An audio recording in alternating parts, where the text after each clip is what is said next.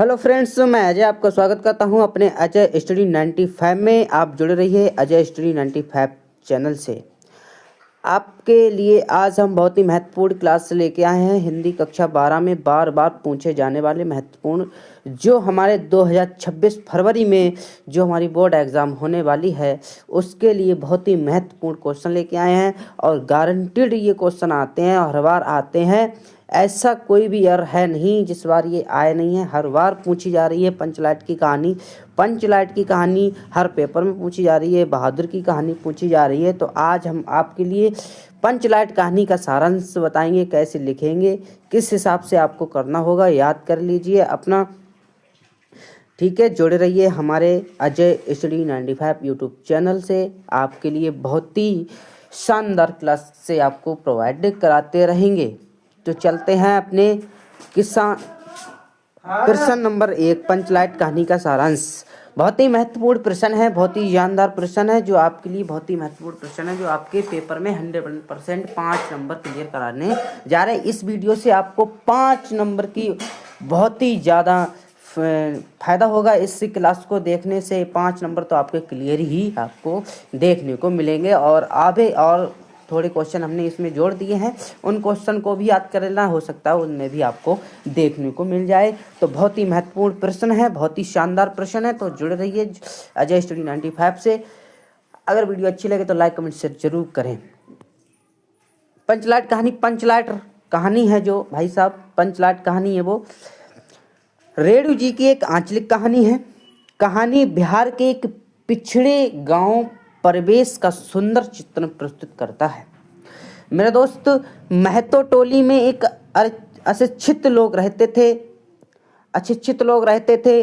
उन्होंने रामनवमी के मेले में एक पेट्रोमैक्स खरीदा, जिसे वे पंचलाइट कहते थे। मेरे दोस्त, जिसे वे पंचलाइट कहते थे।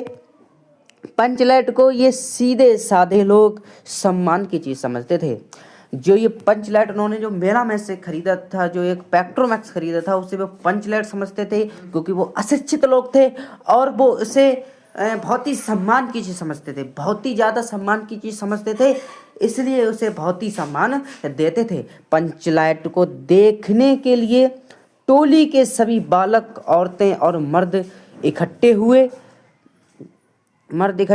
सरदार अपनी पत्नी को आदेश देता है। सरदार जो है वो अपनी पत्नी को आदेश देता है कि शुभ कार्य करने से पहले पूजा पाठ का प्रबंध कर लिया जाए। जो सरदार था उस गांव का, वो अपनी पत्नी से कहता है कि इस पंचलाइट की पूजा पाठ करने के लिए एक अच्छा प्रबंध कर लिया जाए। इस पंचलाइट के बारे में वो बताता है। तो सभी उत्साहित लोग, परंतु समस्या उठती है। एक समस्या पंचलाइट को जलाएगा कौन? ये सीधे साधे लोग पेट्रोमैक्स को जलाना भी नहीं जानते थे।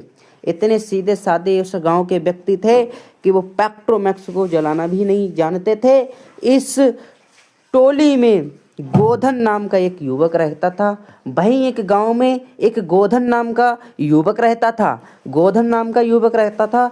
वह गांव की मुन्नी नामक एक युवती थी, उससे प्रेम करता था। मुन्नी की माँ ने पंचों से गोधन की शिकायत की। जो उस मुन्नी से, जो एक गोधन नाम का व्यक्ति था, एक युवक था, वो उस मुन्नी नामक युवती से प्रेम करता था। उसकी माँ ने उसको देखा और उसकी माँ ने उस गांव के पंचों से गोधन की शिकायत की थी। भय उसके घर के सामने से सलीमा का गाना गाता हुआ निकलता है। इस कारण पंचों ने उसे बरादरी से निकाल रखा है। यह शिकायत की थी। और एक वो उसके घर, वो बताती है कि हमारे घर से ये सलीमा का गाना गाता हुआ निकलता है, इसलिए उसको, जो पंच लोग थे उस गांव के, उसने उसको अपनी बरादरी से निकाल दिया था। मुन्नी को पता है कि गोधन पंचलाइट जला सकता है। उस लड़की जो मुन्नी नामक लड़की थी उस गांव में, उसको पता था कि ये पंचलाइट को सिर्फ गोधन ही जला सकता है, पंचलाइट को ये गोधन ही जला सकता है। वह चतुराई से है बात पंचों तक पहुंचा देती है। जो पंच तक पहुंचा देती है, पंच गोधन को पुनः बरादरी में ले लेते हैं।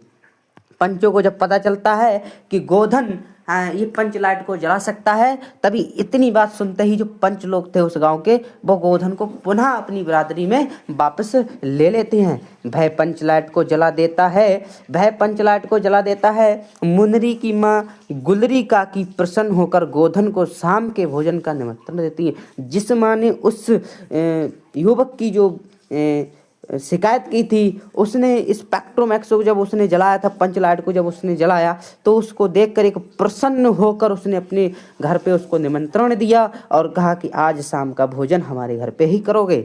तो पंच भी माँ गुलरी अति उत्साहित होकर गोधन को कह देते हैं, तुम्हारा 7 खून माफ है, खूब खाओ खूब गाओ सलीमा का गाना। पंचलाइट की रोशनी में लोग भजन कीर्तन करते हैं।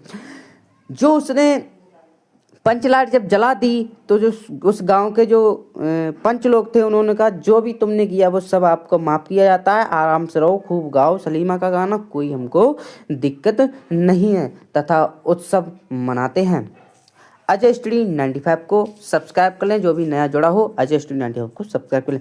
कहानी का कथानक सजीव है, सीधे साधे अनपढ़ लोगों की संवेदनाओं को भी वाणी देने में रेणु जी समर्थ रहे। इस कहानी में आंचलिक जीवन की सजीव झांकी प्रस्तुत की गई है। मेरे दोस्त, जो रेणु जी थे, उन्होंने इस कहानी में आपको इतनी अच्छी बात बताई है और इसका समर्थन भी किया है। उन्होंने इस कहानी में आंचलिक जीवन की सजीव झांकी प्रस्तुत की गई थी। मेरे दोस्त, बस ये हमारी पंचलाइट की कहानी थी। ये 5 नंबर की आपको इंटरमीडिएट में देखने को मिलेगी। मेरे दोस्त, कोई दिक्कत नहीं है, कोई परेशानी नहीं है, ये आपके 5 नंबर के क्वेश्चन आपको क्लियर हो जाएगा। मेरे दोस्त, यहाँ पर आपको अगर पंचलाइट की कहानी लिखने में दिक्कत होती हो तो एक हमने कहानी और रखी है, जो ये कहानी भी पूछी जाती है, उसमें बहादुर की कहानी पूछी जाती है। मेरे दोस्त, बहादुर की कहानी में मैं बताऊंगा मेरे साथी, बहादुर की कहानी में बताऊंगा मेरे दोस्त कि बहादुर की कहानी में क्या है। बहादुर कहानी है जो एक अमरकांत जी द्वारा लिखी गई। बहादुर कहानी एक मध्य वर्गीय परिवार में नौकर के 7 परिवारजनों द्वारा किए गए अत्यधिक कट्टू व्यवहार की कहानी है। ये एक नौकर था, एक अच्छे मध्यवर्गीय परिवार में था, एक नौकर रहता था। उस नौकर के बारे में इसमें दर्शाया गया है कि नौकर के बारे में इन लोगों ने क्या कैसे व्यवहार किए हैं, क्या क्या व्यवहार करना चाहिए, क्या नहीं करना चाहिए, उस बारे में आपको बताया गया है। ये अमरकांत जी द्वारा लिखी गई है। तो बहादुर एक नेपाल का 12 से 13 वर्षीय एक बालक है जो इस कहानी का नायक है। जो एक बहादुर है वो 12 से 13 वर्ष का एक नेपाल का रहने वाला था। ये उस कहानी, इसी के ऊपर ये कहानी लिखी गई है। मेरे दोस्त, जो इस कहानी का नायक है, जो अपनी माता के दुर्व्यवहार से तंग आकर घर शहर जाता है, जो अपनी माता के संग में जो दुर्व्यवहार हुआ है उसे सहन न कर करके उसे तंग आ गया और वो अपने घर से भाग कर शहर आ जाता है। वहाँ पर मेरे दोस्त, वहाँ पर निर्मला के परिवार में नौकरी करने लगता है। निर्मला लड़की थी, उसके परिवार में वो काम करने लगता है। बहादुर निर्मला के घर के सभी काम बहुत ही अच्छी तरह से करता है। निर्मला और उसका परिवार पहले तो बहादुर से अच्छा व्यवहार करते हैं, परंतु कुछ समय बाद वे उसके साथ मारपीट के साथ गाली गलौज भी करते हैं। कुछ समय तो उसके साथ अच्छा व्यवहार किया गया और जब समय बीतता गया तो उसके बाद गाली गलौज भी करना शुरू कर दिया और उसे मारने भी लगे। मारपीट और गालियों के कारण बहादुर का मन काम नहीं लगता था। एक दिन निर्मला के पुत्र किशोर ने बहादुर को सूअर का बच्चा कह दिया। जो निर्मला का पुत्र था किशोर, उसने बहादुर को सूअर का बच्चा कह दिया। बहादुर इसे सहन नहीं कर सका और वहाँ से अपना सारा सामान छोड़कर चला जाता है। निर्मला के पति जब शाम को दफ्तर से लौटे तो उन्हें पता चला कि बहादुर अपना सारा सामान छोड़कर घर से चला गया है। निर्मला उसके पति और किशोर से बहादुर की ईमानदारी पर विश्वास हो गया था। जो निर्मला था, उसका पति था, उसकी जो ईमानदारी थी उस पर विश्वास करता था। बहादुर की उपयोगिता देखकर सभी अब अपना घरेलू काम करने से घबराते हैं, बहुत ज़्यादा पछतावा करते हैं। और परंतु अब पछताए होत क्या जब चिड़ियाँ चुन गईं खेत। बहादुर में सहनशीलता और स्वाभिमान की भावना कूट कूट के भरी है। उसके इसी चरित्र के कारण ये कहानी प्रिय है। इस कहानी को आप समझते हैं कि ईमानदारी के ऊपर ये कहानी थी और एक गरीब और एक रईस परिवार के ऊपर कहानी थी जो अमरकांत जी ने लिखी थी। इस कहानी को आपको याद कर लेना है, ये आपके 5 नंबर क्लियर कराएगी। या तो आपको पंचलाइट की कहानी लिख देना है या फिर बहादुर, दोनों में से अगर आपको एक जो याद कर पाए वो याद करके लिख देना, आपके 5 नंबर क्लियर हो जाएंगे। आपके पास 2 प्रश्न हमने क्लियर कर दिए हैं और प्रश्न नंबर 3 के पास हम आते हैं कि प्रश्न नंबर 3 इसके बाद भी और कौन कौन से प्रश्न हमारे पेपर में पूछे जा सकते हैं, कौन कौन से अनिवार्य प्रश्न हैं, कौन कौन सा हम याद कर लें। तो मेरे दोस्तों मैं आपको बताता हूँ हास्य रस। प्रश्न नंबर 3 में बताता हूँ कि हास्य रस तथा श्रृंगार रस स्थायी भाव के साथ उसकी परिभाषा उदाहरण सहित लिखिए। मेरे दोस्त ये आपको 2 नंबर क्लियर कराएगी। आपको ये हास्य रस के बारे में, उसकी परिभाषा के बारे में और श्रृंगार रस के स्थायी भाव के बारे में आपको पता होना चाहिए। आप 2 नंबर क्लियर करके आ जाएंगे। इसी के साथ रूपक अलंकार, चौथा प्रश्न में हमने दिया है आपको रूपक अलंकार अथवा श्लेष अलंकार का लक्षण उदाहरण सहित बताइए। इसे ये भी आपके पेपर में देखने को मिलेगा। ये हर बार पूछे जा रहे हैं तो इस बार भी गारंटेड देखने को मिलेगा। आपके 2 नंबर यहाँ से भी क्लियर हो जाएंगे। और एक यहाँ पे आपको 5 नंबर में मैंने दिया है दोहा अथवा कुंडलिया छंद का लक्षण एवं उदाहरण सहित लिखिए। तो मेरे भाई ये भी आपको 2 नंबर क्लियर कराएगा, ये आपको याद होना चाहिए। आपके 6 नंबर यहाँ से क्लियर हो जाएंगे मेरे दोस्त। 5 नंबर वहाँ से क्लियर हो रहे हैं, 6 नंबर यहाँ से क्लियर हो रहे हैं, 11 नंबर का आपको हम यहाँ पे बता चुके हैं। और प्रश्न नंबर 6 में हमने आपको बताया बहुत ही अति महत्वपूर्ण 9 नंबर का ये क्वेश्चन है मेरे दोस्त। ये आपको गारंटेड देखने को मिलेगा मेरे दोस्त। ये राष्ट्रीय एकता, ये निबंध आपको लिखना है। राष्ट्रीय एकता आज की अनिवार्य आवश्यकता है, या युवा शक्ति में असंतोष के कारण निवारण लिखिए, या स्वदेश प्रेम लिखिए, या जनसंख्या वृद्धि की समस्या लिखिए। ये आपको चारों में से एक आपको करना होगा और आपके 9 नंबर क्लियर हो जाएंगे दोस्त। आपके 9 नंबर क्लियर हो जाएंगे। ठीक है, कोई दिक्कत कोई परेशानी बोलेंगे, कोई दिक्कत नहीं कोई परेशानी नहीं। अजय स्टूडी 95 को सब्सक्राइब कर लें, नए जोड़ो हो वो बेल आइकन को जरूर दबाएं जिससे कि जो भी मैं वीडियो अपलोड करूं वो आपके पास तुरंत पहुंचे। मेरे दोस्त प्रश्न 7 में मैंने आपको बताया संधि विच्छेद के बारे में बताया मेरे साथी। संधि विच्छेद के बारे में मैंने आपको प्रश्न 7 में बताया है। आपको 1 नंबर यहाँ से भी क्लियर हो जाएगा। पवना का संधि विच्छेद क्या है मेरे दोस्त, तो आपको बताना होगा इसका संधि विच्छेद क्या होगा। तो आपको ये पहला होगा, ठीक है होगा।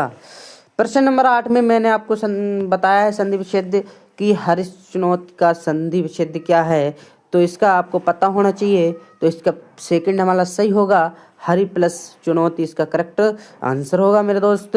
यहाँ पे पवित्रम का संधि विच्छेद बताया, यहाँ से भी आपको 1 नंबर क्लियर हो जाएगा। प प्लस इत्रम का संधि क्या है, तो आपको बताना होगा। इसका सेकंड वाला सही होगा, पवित्रम इसका करेक्ट आंसर होगा मेरे दोस्त।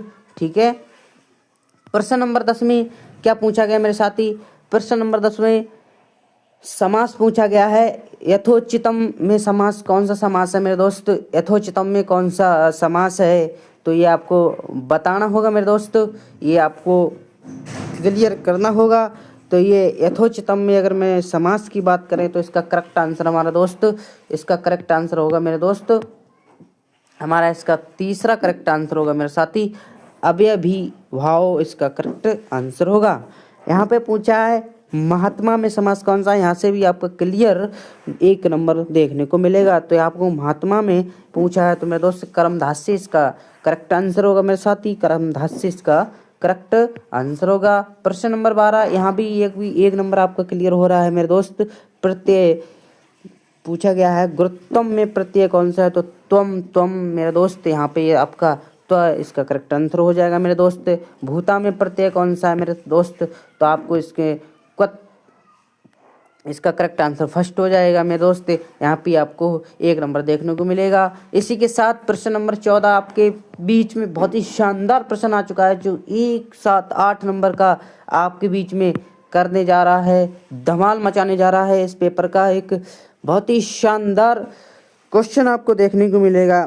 निम्नलिखित में से किसी एक पत्र प्रारूप के साथ उदाहरण लिखिए मेरे दोस्त। आपको एक पत्र लिखना होगा किसी बैंक के शाखा प्रबंधक, पुस्तक एवं लेखन सामग्री की दुकान खोलने हेतु ऋण प्राप्ति के लिए एक आवेदन पत्र आपको इसके ऊपर लिखना है। या आपको ये ना लिख मिले तो ये किसी इंटरमीडिएट कॉलेज के प्रधानाचार्य प्रबंधक महोदय को लिपिक पद पर नियुक्ति हेतु एक प्रार्थना पत्र लिखना मेरे दोस्त। ये आपको देखने को मिलेंगे, 100% देखने को मिलेंगे। और भी कोई अगर पेपर में मुझे नई जानकारी मिल रही है, मैं आपको तुरंत शेयर करूंगा मेरे दोस्त। आपको क्लास जरूर प्रोवाइड करूंगा। आपके पास ऑब्जेक्टिव क्वेश्चन की एक क्लास देने को तैयार हूँ, हिंदी मीडियम की। आपके साथ आपको एक क्लास और भी आने वाली है बहुत जल्दी। ऑब्जेक्टिव कौन कौन से ऑब्जेक्टिव आएंगे उसको भी हम बताने जा रहे हैं मेरे दोस्त। और हाई स्कूल वालों को भी एक क्लास प्रोवाइड करा दी जाएगी मेरे दोस्त। पेपर बहुत ही जल्दी, कम समय बचा है, कम समय में जल्दी तैयारी करो।